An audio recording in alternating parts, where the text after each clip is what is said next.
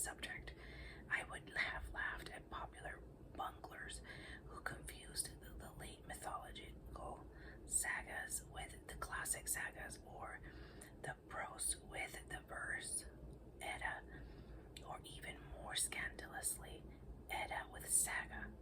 I knew my way about the Eddaic cosmos, could locate each of the roots of the ash, and knew who ran up and down it, and only very gradually did I realize that all this was something quite different from the original joy. And I went on adding detail to detail, progressing towards the moment when I should know most and should least enjoy. Finally, I woke from building the temple to find that the god had flown. Of course, I did not put it that way. I would have said simply that I didn't get an old thrill. I was in the Wordsworthian predicament, lamenting that a glory had passed away. Thence arose a fatal determination to recover the old thrill, and at last the moment when I was compelled to realize that all such efforts were failures. I had no lure to which the bird would come, and now notice my blindness. At that very moment there arose the memory of a place and time at which I had tasted the lost joy with unusual fullness. It had been a particular hill walk on a morning of white mist. The other volumes of the Ringgold and the Valkyrie had just arrived as a Christmas present from my father, and the thought of all the reading before me, mixed with the coldness and loneliness of the hillside, the drops of moisture on every branch, and the distant murmur of the concealed town, had produced a longing.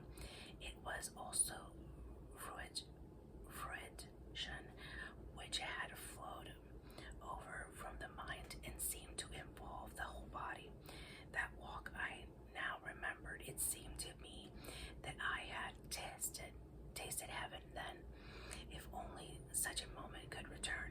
But what I never realized was that it had returned, that the remembering of that walk was itself a new experience of just the same kind.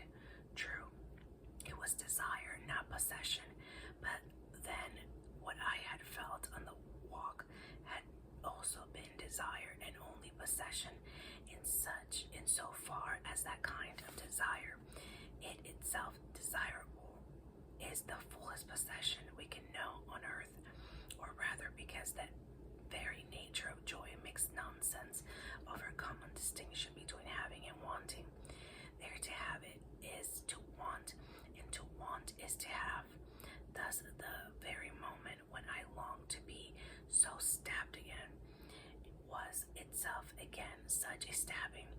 The desirable which had once alighted on Valhalla was now alighting on a particular moment of my own past, and I would not recognize him there, because being an idolater and a formalist, I insisted that he ought to appear in the temple I had built him, not knowing that he cares only for temples building and not at all for temples built. Wordsworth, I believe, have made this mistake all his life. I am sure that all the sense of the loss of vanished vision which fills the prelude was itself vision of the same kind. If only he could have believed it. In my scheme of thought, it is not blasphemous to compare the error which I was making with the error which the angel at the sepulchre rebuked, when he said to the woman, "Why seek ye the living among the dead? He is not here, he is risen." The comparison is, of course, between something of infinite moment and something very small, like comparison between the sun and the sun's reflection reflection in a dewdrop. Indeed, in my view, very like it, for I do not think the resemblance between the Christian and the merely imaginative experience is accidental. I think that all things in their way reflect heavenly truth, the imagination not least. Reflect is the more important word. This lower life of the imagination is not a beginning of nor a step towards the higher life of the spirit, merely an image. In me, at any rate, it contained no element either of belief or of ethics. However far pursued, it would never have made me either wiser or better. But it still had, however many removes, the shape of the reality is reflected. If nothing else suggests that this resemblance, it is at least suggested by the fact that we can make exactly the same mistakes on both levels. You will remember how a schoolboy had destroyed my religious life by a vicious subjectivism, which made realization the aim of prayer, turning away from God to seek states of mind and trying to produce those states of mind by mastery.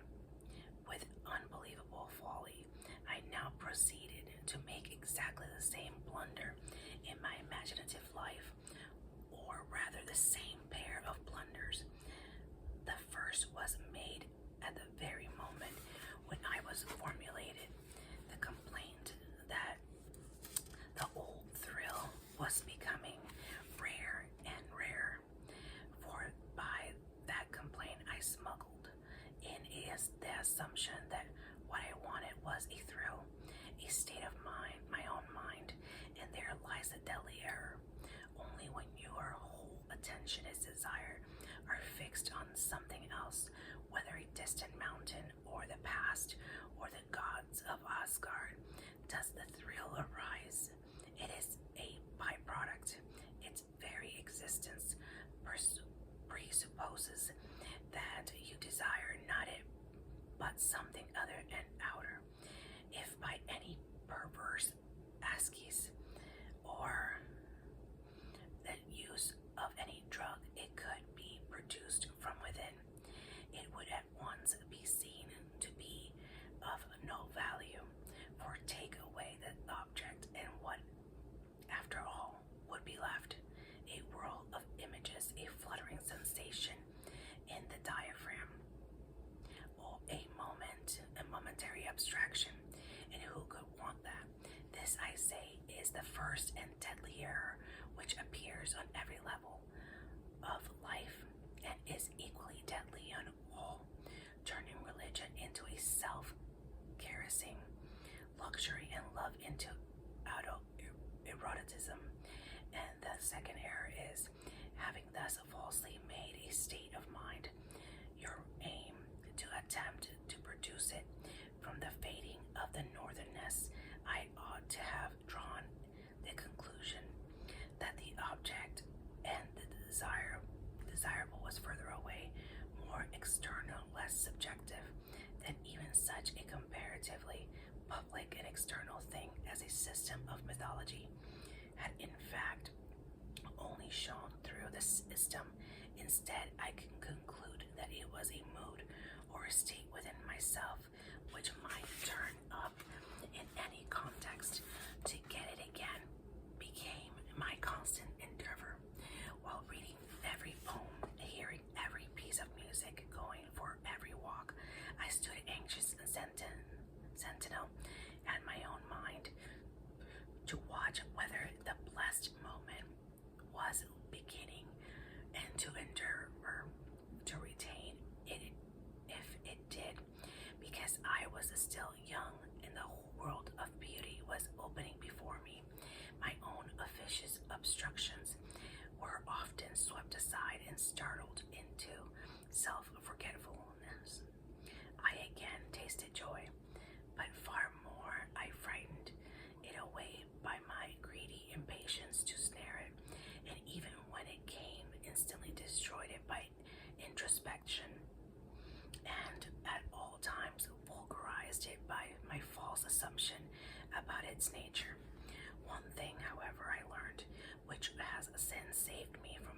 popular confusions of mine, I came to know by experience that is not a disguise of sexual desire.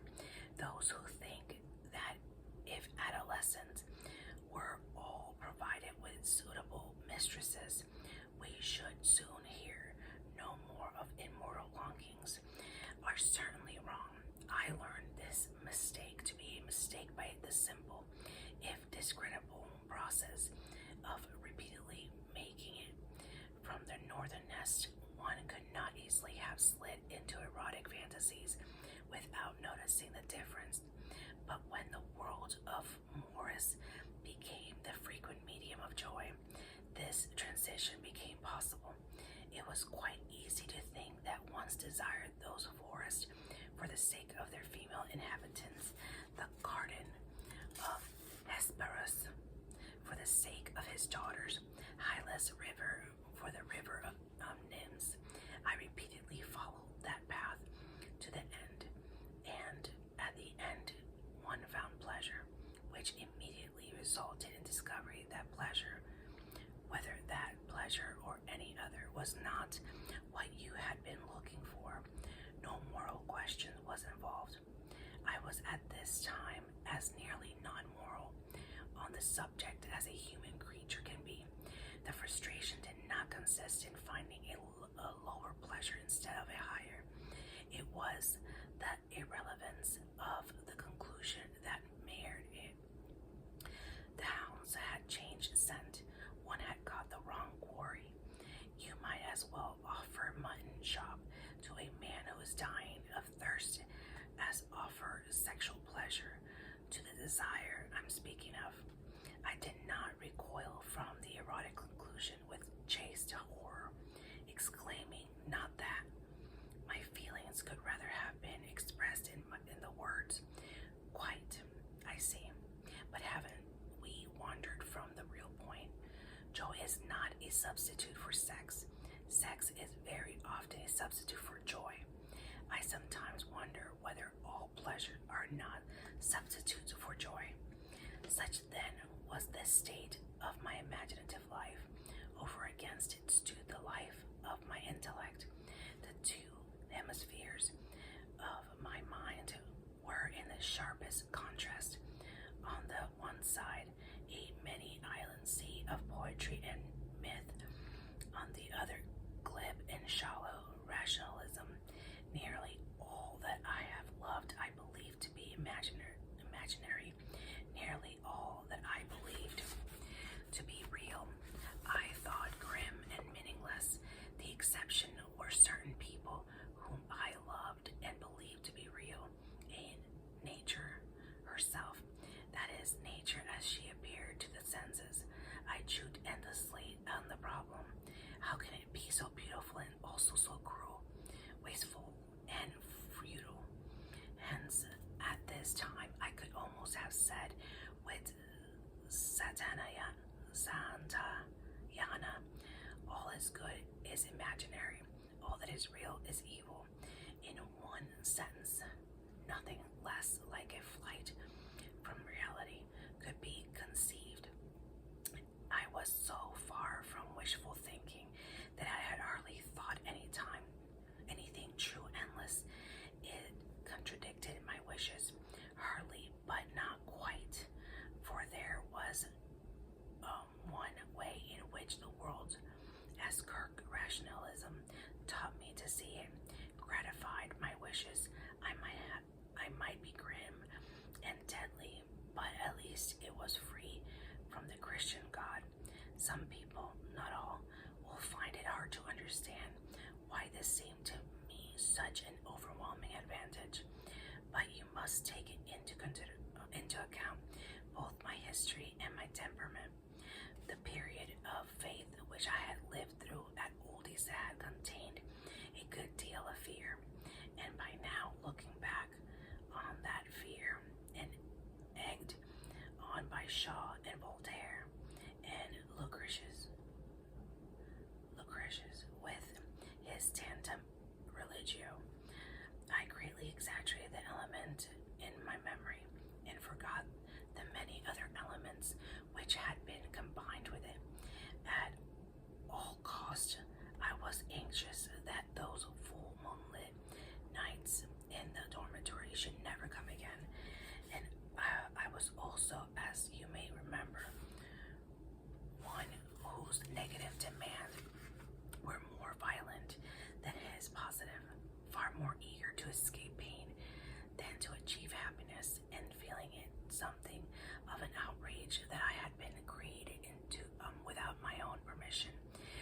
such a craven. The materialist universe had the enormous attraction that it offered you limited liabilities. No strictly infinite disasters could overtake you in it. Death ended all. And if ever finite disasters proved greater than one wished to bear, suicide would always be possible.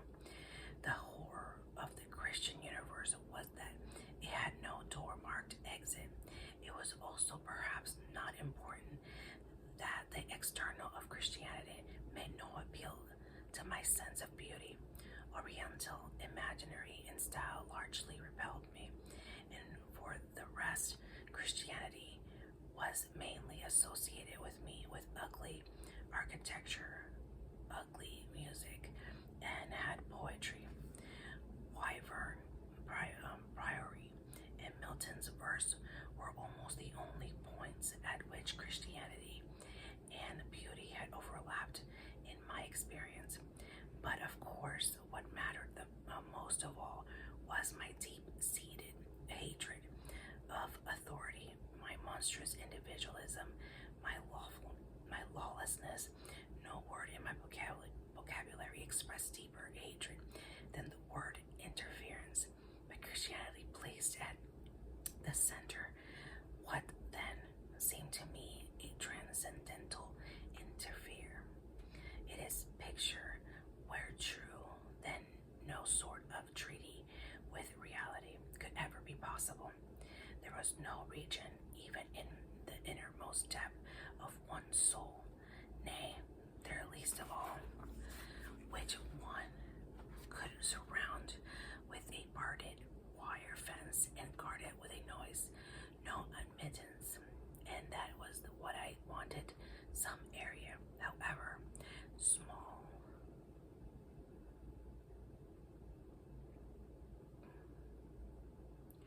of which I could say to all other beings, this is my business and mine alone. In this respect, and this only, at first I may have been guilty of wishful thinking almost entirely. Certainly I was. The materialist conception would have not have seemed so immensely probable to me if it had not favored at least one of my wishes. But the difficulty of explaining even a boy's thought entirely in terms of his wishes, that on such large questions, and these he always has wishes on both sides. Any conception of reality which a sane mind can admit must favor some of its wishes and frustrate others. The materialistic universe had one great negative attraction to offer me. It had no other, and this had to be accepted. One had to look out on the meaningless dance of autumns. Remember, I was reading Lucretius to realize that all the apparent beauty was a subjective phosphorescence, and to relegate everything on one value to the world of mirage. That price I tried loyally to pay, for I had learned something from Kirk about the honor of the intellect and the shame of voluntary inconsistency, and of course I exulted with youthful and vulgar pride in what I thought my enlightenment. In argument with Arthur, I was very a swashbuckler, most of it, and now see was incredibly crude and silly. I was in the state of mind in which a boy thinks it extremely telling to call God Yahweh and Jesus Joshua. Looking back on my life now, I am astonished that I did not progress into an opposite orthodoxy, did not become a leftist, atheist, satiric intellectual of the type we all know so well. All the conditions seemed to be present. I had hated my public school,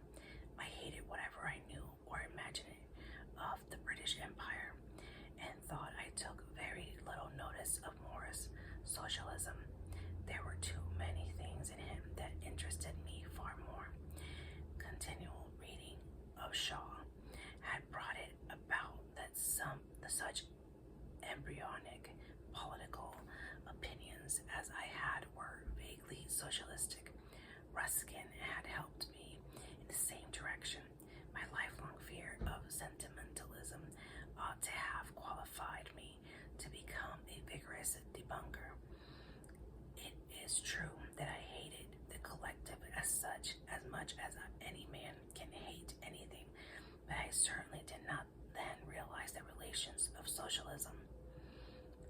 I suppose that my romanticism was destined to divide me from orthodox intellectuals as soon as I met them, and also that a mind so little sanguine as mine about the future and about common action could only with great difficulty be made revolutionary. Such then was my position to care for almost anything but the gods and heroes, the garden of the Hesperides, Lancelot, and the Grail, and believe in nothing but atoms, the evolution, and military service. At times, the strain was severe, but I think this was a wholesome severity. Nor do I believe that the intermittent wavering in my materialistic faith, so to call it, which set in towards the end of the Balkan period, would ever have arisen simply from my wishes. It came from another source. Among all the poets whom I was reading at this time, I read the Fairy Queen and the Earthly Paradise entire. There was one who stood apart from the rest. Yeats was this poet. I had been reading him for a long time before I discovered the difference, and perhaps I should never have discovered it if I had not read his prose as well. Things like Rosa Alchemica and Per Amica Silentia Lunae. The difference was that Yeats believed his ever-living ones were not merely feigned and merely desired. He really thought that there was a world of beings more or less like them, and the contact between that world and ours was possible. To put it quite plainly, he believed seriously in magic. His later career as a poet has a somewhat obscure that face in his popular intimates of him, but there's no doubt about the fact, as I learned when I met him some years later.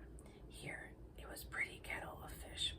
You will understand that my rationalism was inevitably based on what I believed to be the findings of the science, and those findings, not being a scientist, I had to take on trust, in fact, an authority.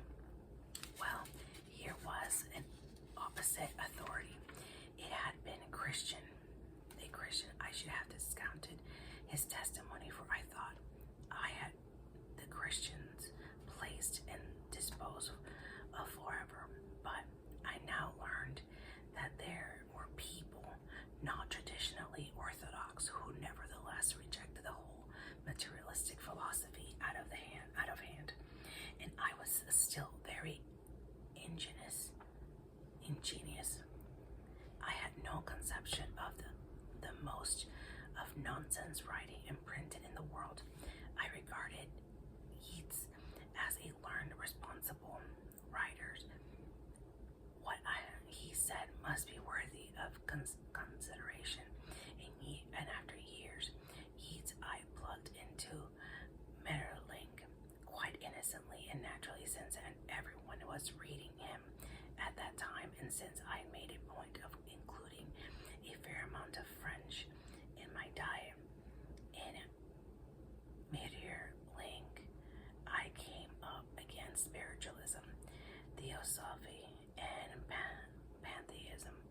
Here once more was a responsible adult, and not a Christian, who believed in the world being or around the material world. I must do myself justice of saying that I did not give my assent categorically, but I dropped of disturbing doubt, fell into my materialism. It was merely a perhaps, oh joy. There was, after all, something else, and oh, reassurance. Perhaps it had nothing to do with Christian theology. And as soon as I paused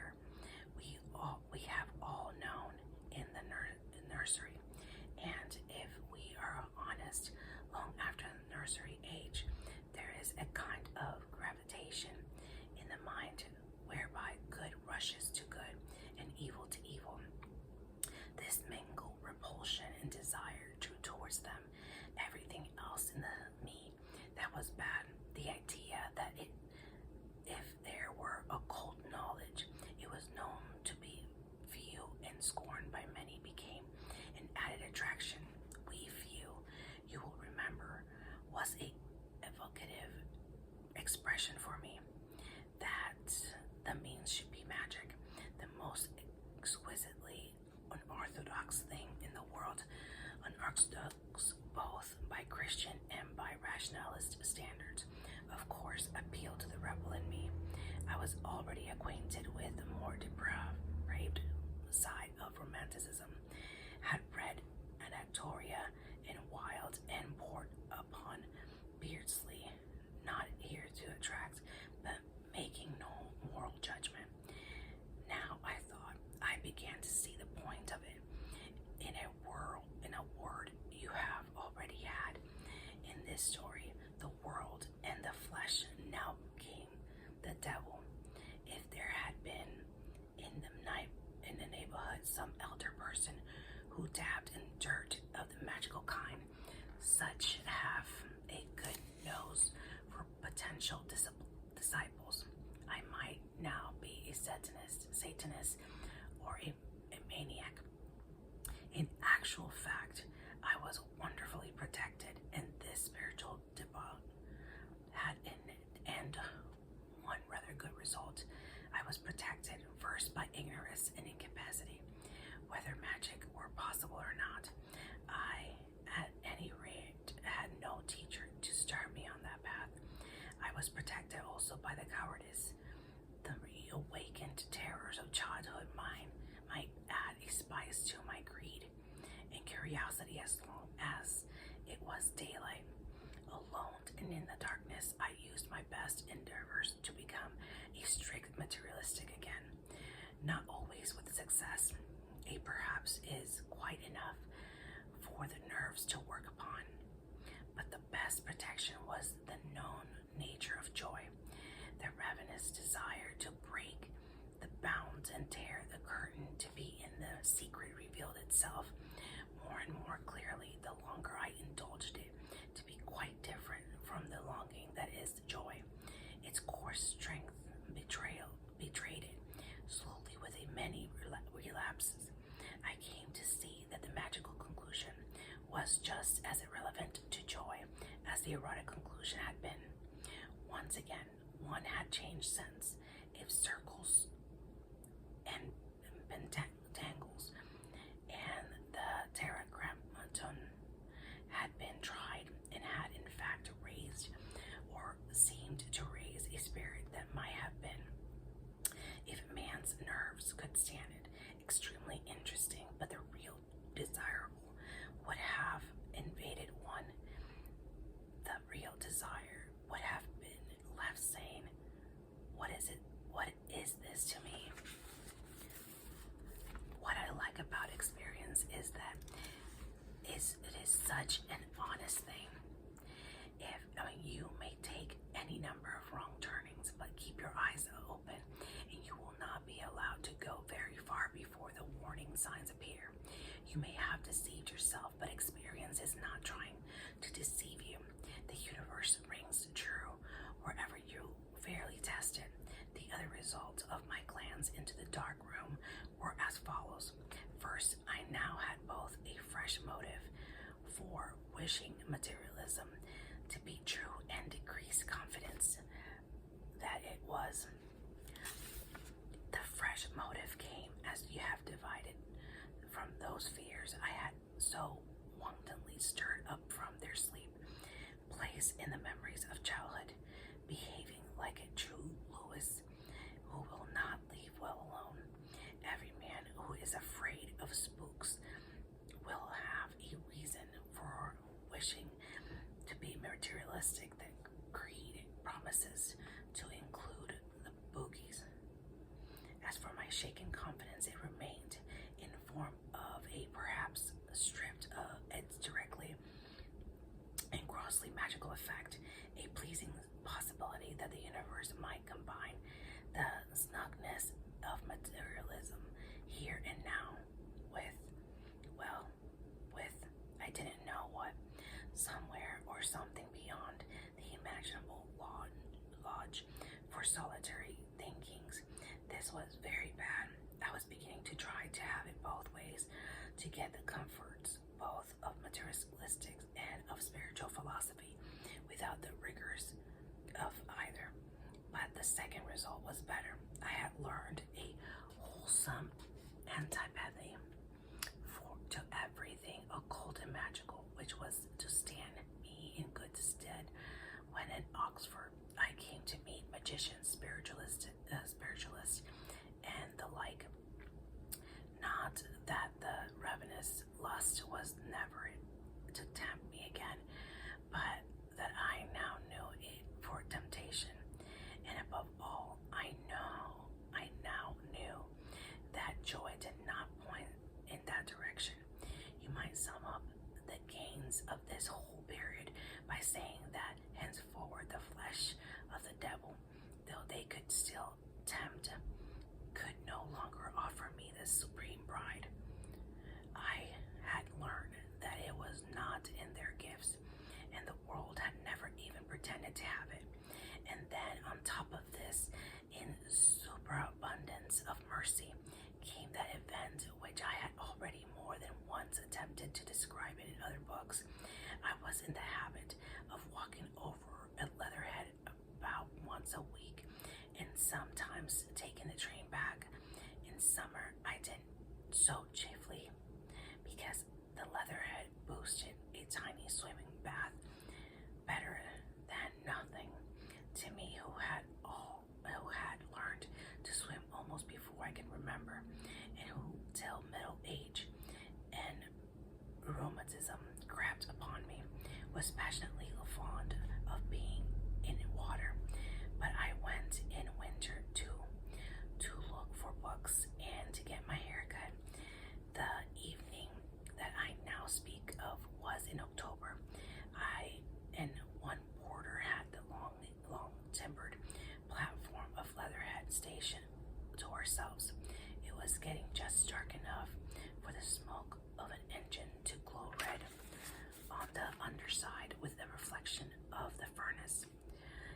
The hills beyond the Dorking Valley were of blue intense as the be nearly violet, and the sky was green with frost. My ears tingled with the cold. The glorious weekend in reading was before me. Turning to the book stall, I picked out an Everyman in a dirty jacket. Taste a fairy romance. George MacDonald. Then the train came in.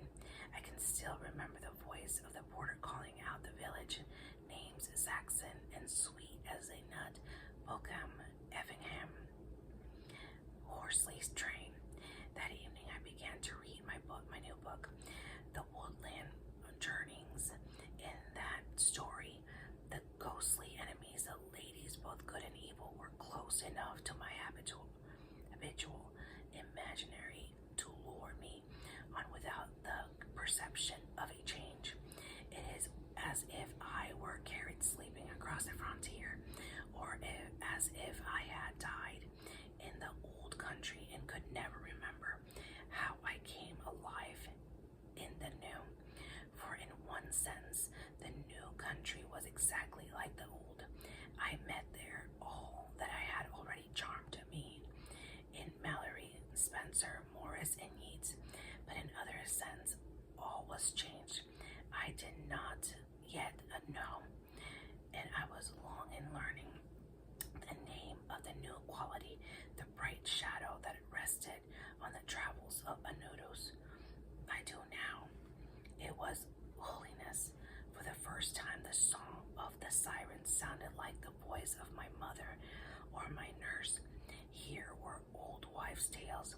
There was nothing to be proud of if enjoying them. It was as though the voice which had called to me from the world's end were now speaking at my side. It was with me in the room, or in my own body, or behind me. If it had once eluded me by its distance, it now eluded me by proximity. Something too near to see, too plain to understood. On this side of knowledge, it seemed to have been always with me. If I could ever have returned my head quick enough to, I should have seized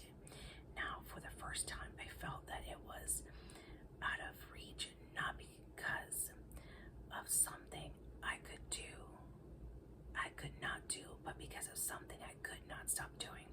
If I could only leave off, let go, unmake myself, it would be there. Meanwhile, in this new region of the confusion that had heretofore perplexed my search for joy was disarmed. There was no temptation to confuse the scenes of the tale with the light that rested upon them, or to suppose that they were put forward as realities, or even to dream that if they had been realities, and I could reach the woods where Anodos journeyed, I should thereby come step nearer to my desire. Yet at the same time, never had the wind of joy blowing through any story been less separable from the story itself, where the god and the eidolon were most nearly one. There was least danger of confounding them.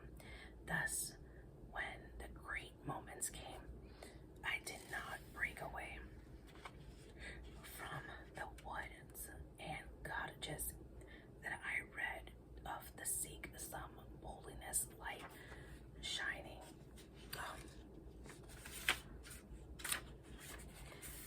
beyond them, but gradually with a swelling continuity, like the sun in mid-morning burning through the fog. I found the light shining on those woods and cottages, and then on my own past life, and on the quiet room where I sat, and on my old teacher where he nodded above his little Tacitus. For I now perceive that while the air of the new region had made all my erotic and magical perversions of joy look like a sorbet trumpery, it had no such disenchanting power over the bread upon the table or coals in the grate. That was the marvel. Up till now, each visitation of joy had left the common world momentarily a desert. The first touch of the earth went nigh to kill. Even when real clouds or trees had been the material of the vision, they had been so only by reminding me of another world, and I did not like the return of hours. But now I saw that bright shadow coming out of the book into the real world and resting there, transforming all common things, and yet itself unchanged. Or more accurately, I saw the common things drawn into the bright shadow on Dehog Mihi, in the depth of my disgrace, in the then invincible ignorance of my intellect. All this was given